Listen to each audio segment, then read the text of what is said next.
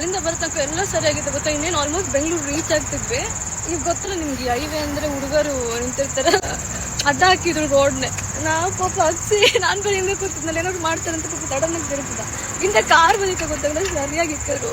ನನಗೆ ಇಲ್ಲಿ ಸ್ವಲ್ಪ ಕೈಯಲ್ಲಿ ತರಿಸಿತು, ಮತ್ತೆ ಇಲ್ಲಿ ಸೈಲೆನ್ಸರ್ ಸರಿ ಇತ್ತು. ಮಕ್ಷಿ ಕಾಲಂತ ಕಿತ್ತು ಊಷ್ಟಾಯ್ತು. ಬೇರೆ ತೋರಿಸ್ತೀನೋ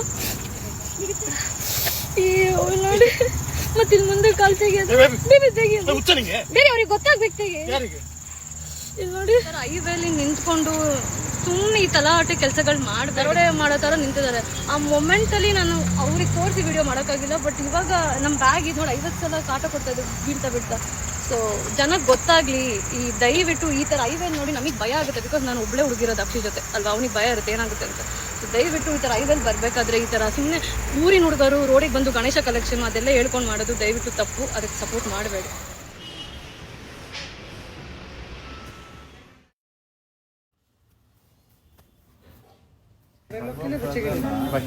ನಮ್ಮ ಸಿಸ್ಟಮ್ ಎಷ್ಟು ವರ್ಸ್ಟ್ ಅಂದರೆ, ಅವನಿಗೆ ಅಷ್ಟು ಗಾಯ ಆಗಿದೆ. ಇಲ್ಲಿ ಡಾಕ್ಟರ್ ಹೇಳಿದ್ರು 112 ಕಾಲ್ ಮಾಡಿ ಅಂತ.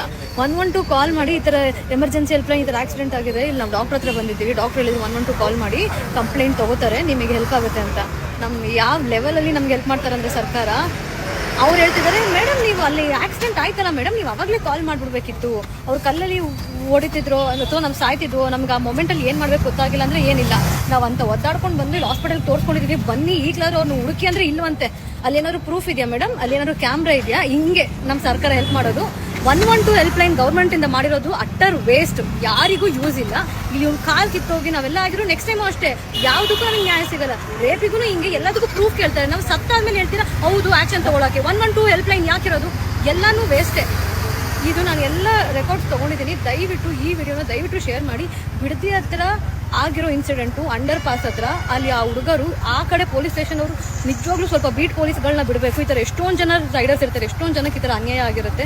ದಯವಿಟ್ಟು ಈ ವಿಷಯದ ಬಗ್ಗೆ ಕಾಳಜಿ ತೊಗೊಳ್ಳಿ ಆ್ಯಂಡ್ ಈ ವಿಡಿಯೋನ ದಯವಿಟ್ಟು ಶೇರ್ ಮಾಡಿ. ಆ್ಯಂಡ್ ನೀವು ಅಷ್ಟೇ ಹೋಗ್ಬೇಕಾದ್ರೆ ಹುಷಾರಾಗಿರಿ. ಅವ್ರ ಹತ್ರ ಟೂಲ್ಸ್ ಇರುತ್ತೋ ಅಥವಾ ಏನಾದರೂ ಇಟ್ಕೊಂಡಿರ್ತಾರೆ. ಇನ್ನೂ ಚಿಕ್ಕ ಮಕ್ಕಳ ಜೊತೆ ಕೆಲವೊಂದು ಪುಡಾರಿಗಳು ಏಜ್ ಆಗಿರೋರು ನಿಂತ್ಕೊಂಡು ಇದನ್ನೆಲ್ಲ ನಡೆಸ್ತಿರೋದು. ಸೊ ಗೊತ್ತಿಲ್ಲ ಇದನ್ನು ಯಾರು ಬಿಟ್ಟು ಮಾಡಿಸ್ತಿದ್ದಾರೆ ಅಂತ. ದಯವಿಟ್ಟು ಈ ವಿಡಿಯೋನ ಶೇರ್ ಮಾಡಿ. ಆ್ಯಂಡ್ ಗೌರ್ಮೆಂಟಿಂದ ಹೆಲ್ಪ್ಲೈನ್ ಇಟ್ಸ್ ಆಫ್ ನೋ ಯೂಸೇ ಇಲ್ಲ. ಇಷ್ಟೊಂದೆಲ್ಲ ಮೆಡಿಸಿನ್ಸ್ನ ನಾವು ತೊಗೊಂಡು ಹೋಗೋ ಪರಿಸ್ಥಿತಿ ಯಾರಿಗೆ ಬೇಕೇಳಿ. ಇದ್ರ ಬಗ್ಗೆ ನಾನು ಡೀಟೇಲಾಗಿ ವಿಡಿಯೋ ಮಾಡ್ತೀನಿ. ಬಟ್ ನೀವು ರೈಡರ್ಸ್ ಇರುವಾಗ ಹುಷಾರಾಗಿ ಹೋಗಿ.